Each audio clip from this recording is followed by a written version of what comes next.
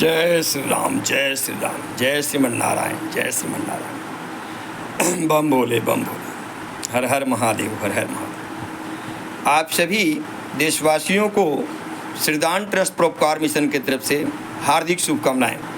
आपका दिन मंगलमय हो। साथियों, आज का विषय है एकता ही बल है।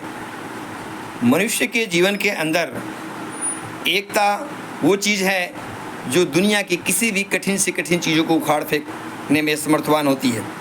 साथियों, यदि हमारे हाथों में 5 अंगुलियां हैं, यदि पांचों अंगुलियों को अलग अलग कर दिया जाए तो साथियों एक सुनिश्चित कार्य नहीं कर सकती है, लेकिन पांचों अंगुलियों को एक साथ मिला दिया जाए तो एक मुट्ठी का निर्माण कर देती है, जिस मुट्ठी के लिए जो है एक बहुत बड़ी ताकत इसके साथ में आकर समाहित हो जाता है।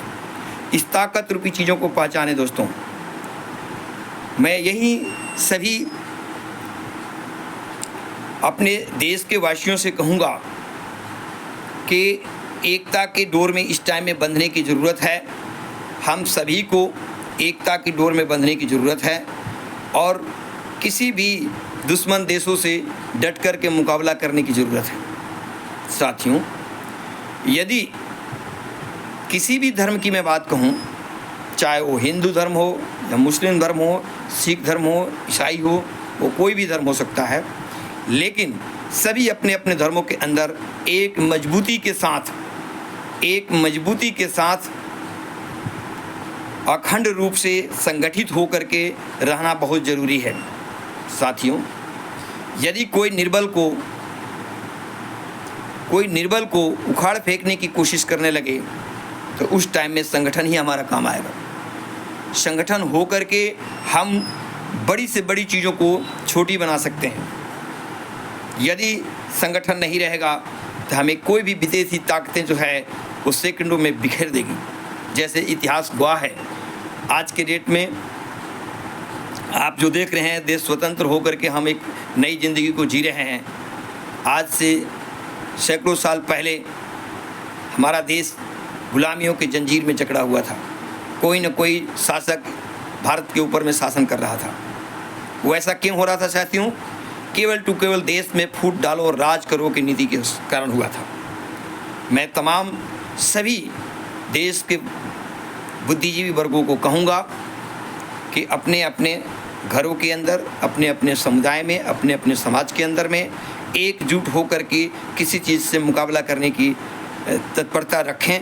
कल को किसी भी प्रकार की संकट आती है तो हम उस चीज़ से निपटने के लिए सक्षम हैं। एकता ही बल है। Union is strength. इसलिए भारत की तो डेमोक्रेसी भी इस तरीके की है दोस्तों। ध्यान दीजिएगा, बड़ी गर्व करने की बात है। जिसकी जितनी ही वोटिंग होगी राजा वही बन सकता है। जिसकी जितनी वोटिंग होगी राजा वही बन सकता है। यहाँ पढ़ाई लिखाई का कोई मायने नहीं रखता साहब। यदि हमारे संविधान के अंदर में इतनी बड़ी अलचकता है तो ये ध्यान देने योग्य है कि आने वाला कल कोई भी मूर्ख से मूर्ख समाज के लोग हमारे देश के ऊपर में राज कर सकते हैं। साथियों, क्यों? क्योंकि वहाँ तो केवल जनसंख्या की ज़रूरत है। आप जनसंख्या में बच्चे दबा के पैदा कीजिए, जितना हो सकता है खुल्लम छूट। 2 नहीं, 4 नहीं, 10 बीबियाँ रखिए, बच्चा पैदा कीजिए, जनसंख्या बढ़ाइए और वोट बैंकिंग में सबसे आगे बढ़ करके वोट कीजिए। सरकार आपका, क्योंकि सरकार के पास में दूसरा कोई एजुकेशन पार्ट का कोई विकल्प नहीं है, कोई कंपटीशन नहीं है, कोई इस तरीके की चीज़ नहीं है जिससे कि उस चीज़ को रोक सके। केवल जनसंख्या को लेकर के हम सरकार बना सकते हैं और सरकार संगठन होने के बाद में हम अपनी मनमानी रूप से जो चाहे वो कर सकते हैं। साथियों, इस विषय पर भी सरकार को एक नियम कानून लाना पड़ेगा जिसमें कि इस तरीके की सोच विचार रख करके कोई देश के ऊपर शासन न कर पाए। देश पर शासन वही कर सके जिसके अंदर बुद्धि है, अक्ल है और वो एक बहुत बड़ी विचार के साथ में देश को लीड करने में समर्थवान हो। ऐसे ही व्यक्ति को देश की बागडोर उसके हाथों में देनी चाहिए। साथियों, यहाँ तो लोकतंत्र को इस तरीके से कठपुतली बना दिया गया है कि जिसकी जितनी जैसी जनसंख्या, पार्टी, दल, वो उसको सरकार बना करके अपना काम कर सकती है। साथियों, मैं सरकार से दरख्वास्त करूँगा कि इन बिंदुओं पर विचार करके इसके ऊपर भी किसी न किसी प्रकार की एक चीज़ें लाकर खड़ी करनी होगी, एक कानून तक खड़ी करनी होगी जिसमें उम्मीदवारों का एजुकेशन बहुत ज़रूरी है। विदाउट एजुकेशन का हम किसी भी प्रकार की कोई चीज़ को ढंग से लीड नहीं कर सकते हैं और कोई भी हमारे ऊपर में हावी हो सकता है। इसलिए साथियों, मैं आग्रह करूंगा कि आप सभी लोग उसी नेता को चुनें जो योग्य हो, जो देश को चलाने में समर्थवान हो। हम सब एकजुट करके किसी इस बिंदु को सुनिश्चित कर लें कि हमें बनाना किसको है,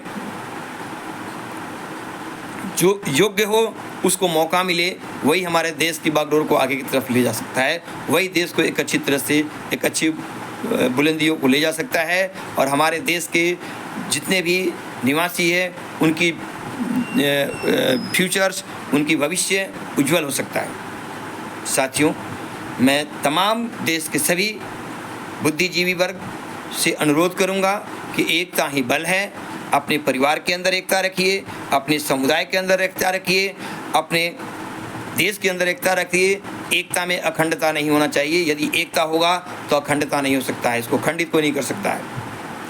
आप सभी साथियों को श्रीदान ट्रस्ट परोपकार मिशन की तरफ से तहे दिल से धन्यवाद देता हूं। मैं आशा करता हूं कि आप एकता के डोर में बंध करके और अपने जीवन को संवारें, आने वाले भविष्य को बचाएं। धन्यवाद साथियों, धन्यवाद। आपका दिन मंगलमय हो। हर हर महादेव, हर हर महादेव, हर हर महादेव। सीताराम, सीताराम, सीताराम।